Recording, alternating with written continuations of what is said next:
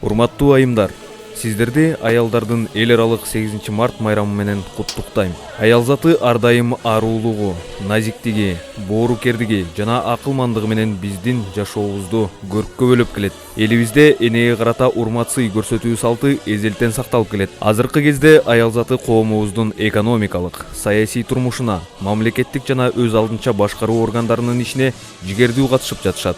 Алар турмушубуздун бардык чөйрөлөрүндө үзүрлүү иштеп, өлкөбүздүн өнүгүшүнө чоң салым кошууда. Балдарды тарбиялоо боюнча негизги түйшүктө асыл зат аялдарга таандык. Кымбаттуу айымдар, энелерди жана балдарды коргоо мамлекеттик органдарынын ар дайым артыкчылыктуу милдети болуп кала берет. Бардык аракетибиз аялдардын жашоо турмушун жакшыртууга, үй бүлөсүнүн келечеги ишенимдүү болушуна ыңгайлуу шарттарды түзүүгө багытталган. Баарыңыздарга бекем ден соолук, албан ийгилик жана бактылуу турмуш каалайм. Милиционеры тоже встали.